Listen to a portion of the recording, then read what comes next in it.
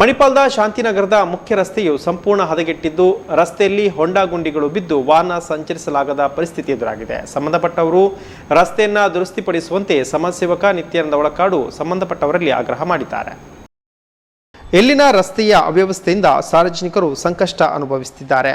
ರಸ್ತೆಯ ಅಕ್ಕಪಕ್ಕದ ಮನೆಗಳಿಂದ ಬಟ್ಟೆ ತೊಳೆದ ನೀರು, ಸ್ನಾನಾದಿಗಳ ಕಲ್ಮಶ ನೀರು ರಸ್ತೆಗಳಿಗೆ ಹರಿದು ಬರುತ್ತಿರುವುದರಿಂದ ಈ ಸಮಸ್ಯೆ ಉದ್ಭವವಾಗಿದೆ. ಪರಿಸರದಲ್ಲಿ ಗಬ್ಬು ವಾಸನೆ ಹರಡಿದ್ದು ಮೂಗು ಮುಚ್ಚಿಕೊಂಡು ತಿರುಗಾಡಬೇಕಾದ ಸ್ಥಿತಿ ಎದುರಾಗಿದೆ. ಮಾರಕ ಸೊಳ್ಳೆಗಳ ಹುಟ್ಟಿಗೂ ಕಾರಣವಾಗುತ್ತಿದೆ. ಶಾಲಾ ವಿದ್ಯಾರ್ಥಿಗಳು ಈ ರಸ್ತೆಯಿಂದ ನಡೆದು ಸಾಗುವಾಗ ಚಲಿಸುವ ವಾಹನಗಳ ಚಕ್ರದಿಂದ ಕೊಳಚೆ ನೀರನ್ನು ಮೈ ಮೇಲೆ ಎರಚಿಕೊಳ್ಳಬೇಕಾದಂತಹ ಪರಿಸ್ಥಿತಿ ಇದೆ. ಇಲ್ಲಿನ ಸಮಸ್ಯೆಯನ್ನು ಜನಪ್ರತಿನಿಧಿಗಳ ಅಧಿಕಾರಿ ವರ್ಗದವರ ಗಮನಕ್ಕೆ ತಂದರೂ ಯಾರೊಬ್ಬರು ಎಚ್ಚೆತ್ತುಕೊಳ್ಳದೆ ಮೌನರಾಗಿದ್ದಾರೆ ಎಂದು ಸಾರ್ವಜನಿಕರು ದೂರಿದ್ದಾರೆ. ಜಿಲ್ಲಾಡಳಿತ ಕಚೇರಿಗೆ ಶಾಂತಿನಗರದ ಮುಖ್ಯ ರಸ್ತೆ ಸನಿಹ ಇದ್ದು ಒಮ್ಮೆ ಜಿಲ್ಲಾಧಿಕಾರಿಯವರು ಸ್ಥಳಕ್ಕೆ ಭೇಟಿ ನೀಡಿ ಪರಿಶೀಲನೆ ಮಾಡಿದರೆ ಸಮಸ್ಯೆಗೆ ಬೇಗನೆ ಮುಕ್ತಿ ದೊರೆಯುತ್ತಿತ್ತು ಎಂಬ ಭರವಸೆಯಲ್ಲಿದ್ದೇವೆ ಎಂದು ಸ್ಥಳೀಯರು ಹೇಳಿಕೊಂಡಿದ್ದಾರೆ.